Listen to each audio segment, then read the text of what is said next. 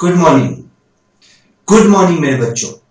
आज मैं जो भी बोलूंगा ध्यान से सुनना है, उसको फॉलो करना है, एकदम फॉलो कीजिएगा। आज से आपको सुबह उठते के साथ ही पहला वर्ड निकलना चाहिए I am a CMA, IMA। और सोने से पहले आप बोलोगे आई एम ए CMA। दिन में 2 बार तो एकदम जरूर से बोलना, और तब तक बोलना है जब तक आप फाइनल एग्जाम पास नहीं कर जाते या आपके पास मेंबरशिप नहीं आ जाता, तब तक आपको ये बोलना ही बोलना है। CMA आपका एम होना चाहिए, ड्रीम नहीं, क्योंकि एम अचीव किए जाते हैं, ड्रीम तो सपने तो सिर्फ देखे जाते हैं। CMA आपका एम होना चाहिए, सपना नहीं। अभी भी बोल रहा हूं मैं, CMA आपका एम होना चाहिए, सपना नहीं, क्योंकि एम अचीव किए जाते हैं, सपने तो सिर्फ देखे जाते हैं। याद रखिएगा। और एक बात बता रहा हूं, मैं इंपॉर्टेंट चीज डिस्कस कर रहा हूं, ध्यान से सुनिए। मेरे पास बहुत बच्चों का फोन आया कि मेरा सर अकाउंट्स का पेपर अच्छा नहीं गया है, मेरा अकाउंट्स का पेपर अच्छा नहीं गया है। मैं खुद की रियल लाइफ एक्सपीरियंस आपके साथ शेयर कर रहा हूं, ध्यान से सुनिएगा। मेरा खुद का रियल लाइफ एक्सपीरियंस है ये CMA एग्जाम का। मेरा CFR का पेपर, अकाउंट्स का पेपर फाइनल का, मैं जब पेपर देखा, मैं देख के बहुत टफ पेपर आया था मेरे समय, अकाउंट्स का बहुत टफ पेपर आया था। पेपर देख के मैं देखा, मेरे को सिर्फ 35 मार्क्स का आता है और कुछ भी नहीं आता। सिर्फ 35 का मार्क आता है और 65 में हमको 0% आता है, कुछ नहीं आता है। फिर मैंने ईमानदारी से एकदम पूरा 35 नंबर का लिखा, और जैसे टीचर ने समझाया था कि क्वेश्चन आप छोड़ के मत आइएगा, बाकी 65 नंबर का भी वैसे ही लिखा। एकदम नर्वस नहीं हुआ एग्जाम में। मेरे को 35 आता है, ठीक है, जैसा मेरा टीचर ने सिखाया था, एकदम नर्वस नहीं होना है मेरे बच्चे। एकदम मैं नर्वस नहीं हुआ, पूरा कॉन्फिडेंस रखा, मेरे को आता है, और आराम से 35 नंबर का ईमानदारी से लिखा, और 65 नंबर भी पूरा ज्ञान दे के आया अच्छा से। और उसके बाद पेपर देने के बाद मैं बस ऊपर देखा और एक ही बात बोला कि मैं 3 महीना पूरा ईमानदारी से पढ़ा हूं, कोई भी कंजूसी नहीं किया पढ़ाई में, मुझसे जितना इनपुट बना मैंने दिया है। बस तुझ पे ये भरोसा है कि मैंने अपने ईमानदारी का फल, जो मेरा ईमानदारी का फल मुझे तू जरूर देगा। और ये मैं आपको लिख के दे देता हूं, यदि आप कोई भी चीज पूरी मेहनत से करते हो, ईमानदारी से करते हो, ऊपर वाला उसका फल आपको 100% देता है। ये लिख लीजिए आप। और मैं जब रिजल्ट देखा मेरा 55 मार्क्स आया और मैं पास हो गया। यही मैं अभी भी बताता हूं, एग्जाम का आउटपुट रिजल्ट क्या होगा पता नहीं, पेपर जैसा आए नहीं आए कोई मतलब नहीं है। मेरा फर्ज अभी एज ए स्टूडेंट एग्जाम के प्रति मेरे को पूरा हार्ड वर्किंग करना है, जितना मेहनत कर सके दीजिए। ऐसा नहीं है कि एक पेपर खराब हो गया तो दूसरा पेपर खराब हो जाए, फिर गड़बड़ हो जाता है। उस पे भी तो, भगवान पे भी तो कुछ भरोसा रखिए कि मेहनत का फल मिलेगा। और आप यदि ईमानदारी से पढ़े हैं, पेपर कैसा भी जाए कोई फर्क नहीं पड़ता, 100% आप CMA बनेंगे, 100% इंटर या फाइनल का एग्जाम पास करेंगे। अभी भी बताता हूं, जितना मेहनत कर सके कीजिए। ऐसा नहीं है कि पेपर फर्स्ट खराब चल गया उसके चक्कर में सारा पेपर में आप पढ़ाई नहीं करेंगे तो फिर वो भी नहीं देगा साथ, क्योंकि तुम खुद अपना साथ नहीं दे रहे हो पढ़ाई करके, तब उससे भी एक्सपेक्टेशन करना खराब है। ध्यान से सुनिए, एक अच्छी सी छोटी सी कहानी सुना रहा हूं आपको, एकदम ध्यान से सुनिएगा।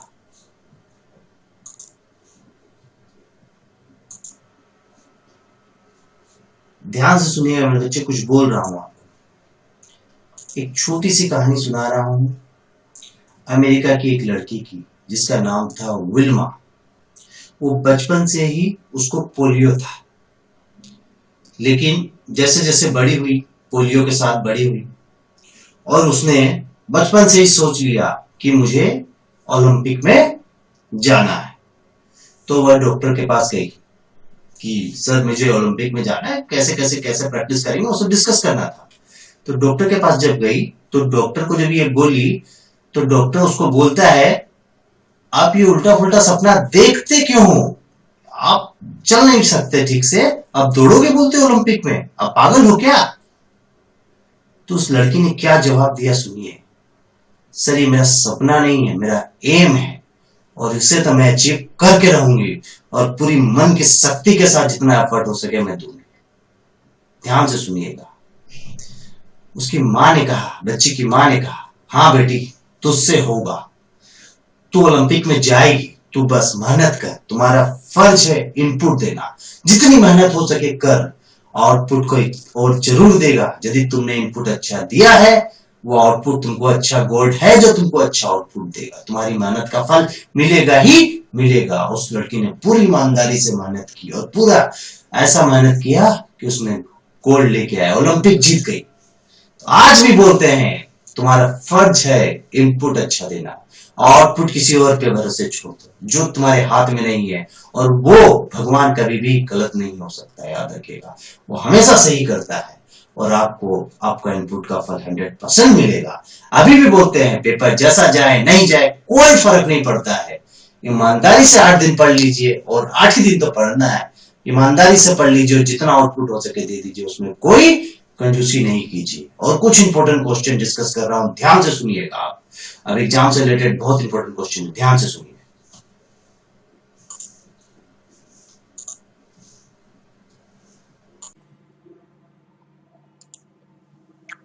Good morning. CMA Inter paper number 10 Cost and Management Accounting and Financial Management paper number 10। जितना भी बताएंगे हम ध्यान से सुनिएगा और हर एक क्वेश्चन को समझिएगा। और ये जो जितना मैं बता रहा हूँ एकदम वेरी वेरी इंपॉर्टेंट क्वेश्चन है। एग्जाम से पहले इस क्वेश्चन सबको देखना और समझना बहुत जरूरी है। ध्यान से समझिएगा, मैं चैप्टर का थोड़ा सा बेसिक्स बताऊंगा और डायरेक्टली जो इंपॉर्टेंट क्वेश्चन है वो एकदम बता दूंगा, ठीक है। एकदम ध्यान से सुनिएगा। पहला चैप्टर अपने marginal costing and decision making का थोड़ा सा ज्ञान दूंगा, फिर इस चैप्टर में क्या क्या इंपॉर्टेंट है, कौन कौन सा क्वेश्चन इंपॉर्टेंट है एकदम बताऊंगा, ठीक है। एकदम ध्यान से देखिएगा। पहला क्वेश्चन, खाली थोड़ा सा बेसिक्स बता दे रहा हूं चैप्टर का, जान लीजिए एब्जॉर्प्शन कॉस्टिंग क्या होता है। एब्जॉर्प्शन कॉस्टिंग मतलब फिक्स कॉस्ट और वेरिएबल कॉस्ट दोनों को प्रोडक्ट का खर्चा में लेते हैं, charge to product. Absorption costing में fix cost plus variable cost दोनों चार्ज होता है प्रोडक्ट के साथ, लेकिन मार्जिनल कॉस्टिंग में सिर्फ वेरिएबल कॉस्ट चार्ज होता है। कुछ फॉर्मूला बता रहा हूं, चैप्टर को एकदम सुन लीजिए। Break even point, break even point उस पॉइंट को बोलते हैं जब आपका प्रॉफिट और लॉस कुछ नहीं होता है, जीरो प्रॉफिट होता है। मतलब आपका जितना खर्चा लग रहा है उस प्रोडक्ट पे वो रिकवर हो जा रहा है, समझ में आया। मतलब sales minus variable cost equal to जो कंट्रीब्यूशन आएगा, कंट्रीब्यूशन आपका फिक्स कॉस्ट के बराबर होगा, उस पॉइंट को बोलते हैं ब्रेक इवन पॉइंट, जहां पर fix cost equal to contribution होता है, profit equal to zero. Break even point मतलब प्रॉफिट इक्वल टू जीरो, आपका कोई भी प्रॉफिट नहीं होगा, जितना खर्चा किया आप उस प्रोडक्ट पे उतना निकल गया है, उस पॉइंट को ब्रेक इवन पॉइंट बोलते हैं। अब ब्रेक इवन पॉइंट निकालने बहुत सारा क्वेश्चन में देता है, तो सीधा सा बात है, जब आपको यूनिट में निकालना होगा तो fix cost divided by contribution per unit कर दीजिएगा, ब्रेक इवन पॉइंट यूनिट्स में निकल जाएगा। और यदि वैल्यू में निकालना होगा fix cost divided by PV ratio कर दीजिएगा, ठीक है। और एक चीज समझिए, मार्जिन ऑफ सेफ्टी क्या होता है। मतलब ब्रेक इवन पॉइंट के ऊपर आप जितना सेल्स करेंगे वो है मार्जिन ऑफ सेफ्टी, मतलब actual sales minus break even point का सेल्स, ठीक है। और एक क्वेश्चन चीज है पीवी रेशियो। पीवी रेशियो होता है contributions divided by sales whole into 100, PV ratio है। और एक तो यदि निकालना हो चेंज इन प्रॉफिट या चेंज इन सेल्स, यदि 2 साल का प्रॉफिट और लॉस दिया हो तो उसके बेसिस में निकालना हो तो ये फॉर्मूला है, change in profit divided by change in sales whole into 100। Most important question है इस बार एग्जाम के लिए, मार्जिनल कॉस्टिंग और एब्जॉर्प्शन कॉस्टिंग का डिफरेंस। याद रखिएगा, एक पॉइंट तो आपको यहीं से समझ में आ गया कि एब्जॉर्प्शन कॉस्टिंग में fix cost plus variable cost दोनों को लेते हैं, मार्जिनल कॉस्टिंग में सिर्फ वेरिएबल कॉस्ट को लेते हैं। बाकी आप देख लीजिएगा, पूरा आंसर दिया हुआ है। अब एक दूसरा एक प्रैक्टिकल क्वेश्चन है। प्रैक्टिकल क्वेश्चन में क्या बोलता है देखिए, कंपनी का, आप एक बार क्वेश्चन को देखिए फिर मैं आपको समझा रहा हूं, ठीक है।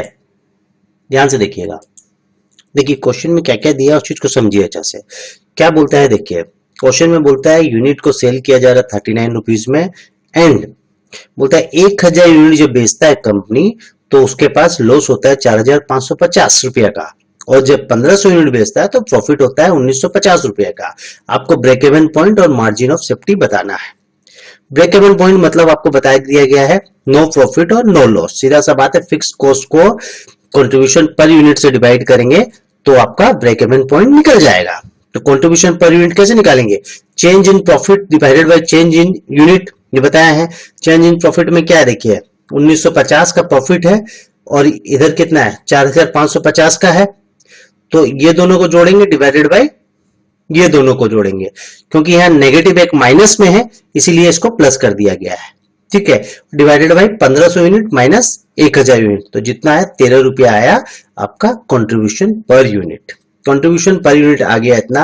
अब कंट्रीब्यूशन टोटल 1500 यूनिट पे कितना होगा, एक यूनिट पे इतना है, तो 19,500 होगा और उसपे से प्रॉफिट को माइनस कर देंगे तो फिक्स कॉस्ट आ जाएगा। फिक्स कॉस्ट से कंट्रीब्यूशन पर यूनिट डिवाइड करेंगे तो ब्रेक इवन पॉइंट निकल जाएगा। मार्जिन ऑफ सेफ्टी क्या है, profit divided by PV ratio. PV ratio क्या है, पीवी रेशियो का फॉर्मूला है कंट्रीब्यूशन डिवाइडेड बाय सेल्स, तो कंट्रीब्यूशन 13 रुपया, 39 रुपीज का सेल्स, तो पीवी रेशियो 1/3 आ गया।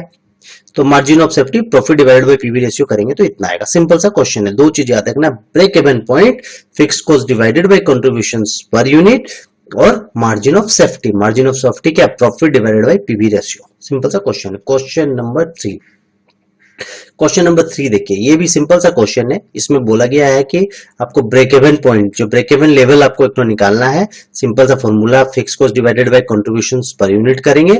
यहां देखिए, जब ब्रेक इवन पॉइंट आप रुपीस में निकालते हैं तो fix cost divided by PV ratio करते हैं, तो यहाँ पीवी रेशियो को डिवाइड करके निकाला गया है। सिंपल सा सम है, ब्रेक इवन पॉइंट का ही सम है, ध्यान से आप देख लीजिए, ठीक है।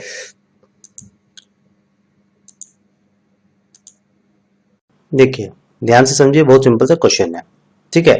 इसमें आपका फिक्स कॉस्ट, ये आपका जो ब्रेक इवन पॉइंट वैल्यू में निकाला गया है, मतलब fix cost divided by PV ratio किया गया है, PV ratio contribution by sales करके इतना रुपया आया है।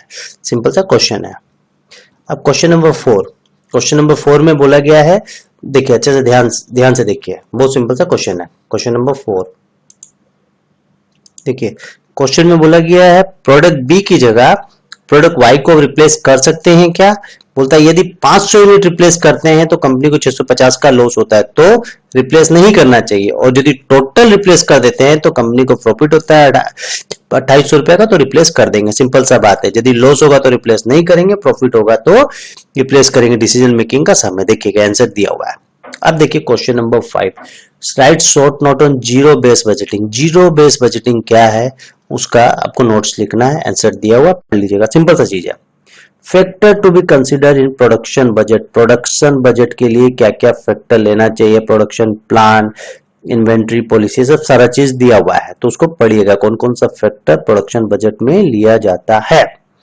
नेक्स्ट क्वेश्चन है, देखिए एक क्वेश्चन दिया हुआ है, पी लिमिटेड एक तो 10,000 यूनिट पर खर्चा दिया गया है, तो आपको एक बजट बनाने दिया गया कि 15,000 यूनिट बनाएंगे तो कितना खर्चा होगा, और 20,000 यूनिट बनाएंगे तो सारा खर्चा कितना हो गया। देखिए फिक्स खर्चा हमेशा सेम रहता है, वेरिएबल खर्चा यूनिट बेसिस में चेंज होता है, तो वो निकालना है। सिंपल सा एक बजट का सम दिया हुआ है। अब एक तो देखिए tools for financial analysis and planning, इसमें क्या है, दो चीज बता दे रहा हूँ। कैश फ्लो स्टेटमेंट कभी भी आता है तो ऑपरेटिंग एक्टिविटी, इन्वेस्टिंग एक्टिविटी और फाइनेंशियल एक्टिविटी, उसका 3 एक्टिविटीज होता है। ये ऑपरेशन का खर्चा, ये इन्वेस्टमेंट का खर्चा, ये फाइनेंशियल एक्टिविटी का खर्चा का कैश फ्लो निकाला जाता है। अब रेशियोज में जान लीजिए, current ratio, current asset divided by current liability. Quick ratio, quick ratio क्या होता है, करंट एसेट से इन्वेंट्री को माइनस कर देंगे और करंट लायबिलिटी से बैंक ओडी को माइनस कर देंगे तो क्विक रेशियो निकल जाएगा। वर्किंग कैपिटल क्या है, current asset minus current liability. डेब्ट रेशियो क्या है, टोटल डेब्ट divided by capital employed. Fix asset turnover ratio, sales divided by capital assets. और P ratio, MPS market price per share divided by earning per share. देखिए एक सम आया हुआ है, एक बैलेंस शीट दिया गया है, उसमें आपको 4 रेशियो पूछता है। करंट रेशियो बताओ, प्रोप्राइटरी रेशियो बताओ, डेब्ट इक्विटी रेशियो बताओ और कैपिटल गेनिंग रेशियो बताओ। तो करंट रेशियो आप बता दोगे, current asset divided by current liabilities करके। आंसर बनाया हुआ देख लीजिएगा। Proprietary ratio, share holder funds divided by total tangible asset को डिवाइड करेंगे तो आ जाएगा। डेब्ट equity ratio, total long term डेब्ट divided bye share holder fund. Simple सा आंसर दिया हुआ। लिवरेज, लिवरेज में देखिए 3 चीज होता है, मोस्ट इंपोर्टेंट चीज, लिवरेज को समझिए अच्छा से, ठीक है। देखिए डिविडेंड, डिविडेंड का एक 2 मॉडल आपको समझ के जाना है, एक एमएम मॉडल, एक वॉल्टर मॉडल। एमएम मॉडल का एग्जाम में क्वेश्चन बन सकता है, इसलिए फॉर्मूला मैं आपको करा दे रहा हूं। थ्योरी एक क्वेश्चन तो 100% आएगा इस बार एग्जाम में, ठीक है। एमएम मॉडल बोलता है डिविडेंड देना कंपनी के लिए इरेलेवेंट है, क्योंकि डिविडेंड देने और ना देने से वैल्यू ऑफ द फर्म या कैपिटलाइजेशन जो वैल्यू है फर्म का सेम रहता है। Value of the firm same रहता है, डिविडेंड कंपनी दे ना दे उससे फर्म का वैल्यू में कोई फर्क नहीं पड़ता है। और वाल्टर मॉडल का ये जो दिया है उसमें बोलता है जो रिलेशनशिप है फर्म का रिलेशनशिप उसका केई और माने इंटरनल रेट ऑफ रिटर्न और कॉस्ट ऑफ कैपिटल पे डिपेंड है। तो दोनों का फॉर्मूला देख लीजिएगा और अच्छा से देख के जाइएगा, दोनों में से एक क्वेश्चन फंसेगा और आप बना के आ जाइएगा, ठीक है। और एक तो ये क्वेश्चन बहुत इंपॉर्टेंट है, stem the assumption of MM dividend model क्या बोलता है, ठीक है। अब एक तो देखिए एक सिंपल सा सम है, इसमें बोला गया है कि कंपनी अभी 30 लाख का माल बेच रहा है और सोच रहा है कि जो यदि कोई केस में माल खरीदेगा हमसे उसे 2% हम एक्स्ट्रा डिस्काउंट देंगे। तो उस 2% एक्स्ट्रा डिस्काउंट के से कंपनी को क्या बेनिफिट है वही चीज देखना है, निकाल के बताना है, डेटा कलेक्शन वगैरह कैलकुलेट करके। तो 2% से 32,500 का कंपनी को फायदा होगा, वही चीज का एक सम बनाया हुआ है। अब नेक्स्ट क्वेश्चन आ जाइए कॉस्ट ऑफ कैपिटल पे, ठीक है। ध्यान से देखिए क्वेश्चन को, क्वेश्चन नंबर 2 ध्यान से देखिएगा। कंपनी का 2 प्रोजेक्ट है, ठीक है। कंपनी के पास 2 प्रोजेक्ट है करने के लिए, प्रोजेक्ट ए और प्रोजेक्ट बी। आपको ये बताना है कि कौन सा प्रोजेक्ट में फायदा होगा, माने किस प्रोजेक्ट का एनपीवी ज्यादा होगा, नेट इनफ्लो जिससे ज्यादा होगा वो प्रोजेक्ट अपने करेंगे, एनपीवी जिसका ज्यादा होगा। तो देखिए प्रोजेक्ट ए प्रोजेक्ट बी दिया हुआ है, तो एनपीवी जब कैलकुलेट किए हैं, एनपीवी हमने निकाले हैं, मतलब cash inflow minus cash outflow जब आप करेंगे तो नेट बेनिफिट जो होता है प्रोजेक्ट बी में हो रहा है। देखिए प्रोजेक्ट बी से हमको 29,000 का फायदा होगा, प्रोजेक्ट ए से 25,000 का, तो प्रोजेक्ट बी हम करेंगे, वही चीज का एक सम बनाया गया है। इसमें प्रोजेक्ट ए और बी का इनफ्लो दिया, इनफ्लो को हम लोग जस्ट डिस्काउंटिंग करके आज का डेट निकाल दिया, डिस्काउंटिंग फैक्टर यूज करके डिस्काउंटिंग करके जो नेट कैश फ्लो निकाल दिया उससे इनिशियल इन्वेस्टमेंट का कर दिए। मतलब एग्जांपल समझिए, प्रोजेक्ट ए से हम 47,000 कमाएंगे, 47,307 रुपया कमाएंगे, प्रोजेक्ट बी से 56,000 कमाएंगे, लेकिन कॉस्ट इतना है तो अल्टीमेटली नेक्स्ट बेनिफिट हमको प्रोजेक्ट बी से होगा। तो वही चीज बताया गया है, बस कुछ नहीं है, नेट इनफ्लो को डिस्काउंटिंग करके कॉस्ट को माइनस कर दिया गया है, बस। कॉस्ट ऑफ कैपिटल का इस टाइप का सम एकदम इजी सम होगा, एग्जाम में आएगा, देख लीजिएगा, बना लीजिएगा आराम से। एक last question, question number 13 standard costing का एग्जाम है, जिसमें बोला गया है आपको 3 चीज निकालना है, material cost variance, material price variance और मटेरियल यूसेज वेरिएंस। तीनों का फॉर्मूला लिख के मैं बता दिया हूँ, इसमें आंसर दिया हुआ, ध्यान से देखिएगा। 13 सम दिया हूं मैं, एकदम मेरा एमसीक्यू प्लस ये देखेंगे 100% पेपर में आराम से पास हो जाएंगे, अच्छा नंबर से पास हो जाएंगे। इसमें जो जो क्वेश्चन दिया गलती से भी स्किप मत कीजिएगा बस, ठीक है। Thank you.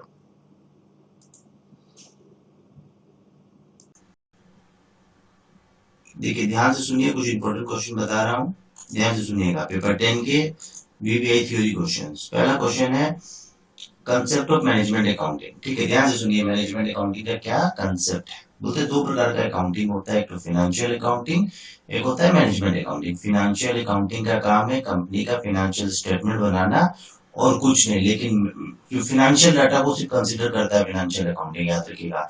लेकिन management accounting financial data, non financial data दोनों को कंसीडर करता है और मैनेजमेंट को बताता है कि फिनेंशियल डाटा का ये इम्पैक्ट हो रहा है, नॉन फाइनेंशियल डाटा का ये इम्पैक्ट हो रहा है। उससे मैनेजमेंट को कंपनी का इंटरनल डिसीजन लेने में हेल्प होता है, मतलब ये इंटरनल यूज के लिए मेनली है मैनेजमेंट अकाउंटिंग। लेकिन फिनेंशियल डाटा, फिनेंशियल अकाउंटिंग सिर्फ एक्सटर्नल यूज के लिए होता है, एक्सटर्नल फोकस के लिए, और मैनेजमेंट अकाउंटिंग इंटरनल फोकस के लिए होता है।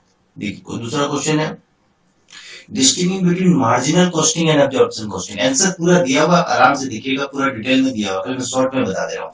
एब्जॉर्प्शन कॉस्टिंग में याद रखिएगा वेरिएबल प्लस फिक्स दोनों खर्चा लिया जाता है, प्रोडक्ट का कॉस्ट का पार्ट है। मार्जिनल कॉस्टिंग सिर्फ फिक्स, सिर्फ वेरिएबल खर्चा लेते हैं, याद रखिए। मार्जिनल कॉस्टिंग सिर्फ वेरिएबल खर्चा को लेता है, एब्जॉर्प्शन कॉस्टिंग फिक्स खर्चा वेरिएबल खर्चा दोनों को ले लेता है प्रोडक्ट का कॉस्ट में, ठीक है। देखिए वैल्यूएशन ऑफ स्टॉक, जब एब्जॉर्प्शन कॉस्टिंग में जब स्टॉक का वैल्यूएशन करते हैं तो दोनों फिक्स खर्चा वेरिएबल खर्चा दोनों है, मार्जिनल कॉस्टिंग में सिर्फ वेरिएबल खर्चा है। और प्रॉफिट कैलकुलेशन में, प्रॉफिट में भी वही है, फिक्स वेरिएबल दोनों लेता है, उसमें नहीं लेता। सिंपल सा डिफरेंस है, डिटेल दिया हुआ, पढ़ लीजिएगा एक बार में याद हो जाएगा।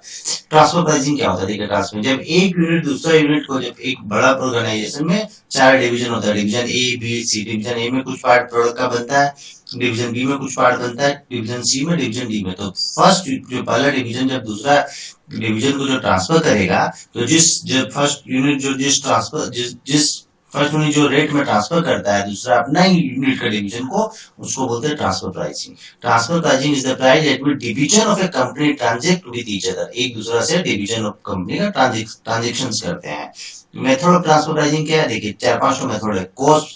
Cost transfer pricing, cost based transfer pricing है, मार्केट प्राइसिंग, मार्केट के बेसिस में ट्रांसफर प्राइसिंग लिया जाता है, इंटरनेशनल ट्रांसफर प्राइसिंग और डुअल ट्रांसफर प्राइसिंग। चार मेथड का सिर्फ नाम याद करके चल जाइए और कुछ नहीं करना है। Zero base budget, zero base budget होता है, देखिए ईच मैनेजर, देखिए इसमें क्या बोलता है, जेबीबी जीरो बेस जो ये इंट्रोड्यूस हुआ था 1969 में, याद रखिएगा। ये प्लानिंग एंड बजट माने जीरो से चालू करना। हम जहां पर भी हम बजट को जीरो से स्टार्टिंग से लेंगे, खर्चा को सारा, उसके बेसिस में बजट बनेगा। तो पूरा डिटेल में आप पढ़ लीजिएगा जीरो बेस बजट क्या है। अब देखिए एक और है क्वेश्चन नंबर 6, ध्यान से देखिए क्वेश्चन नंबर 6।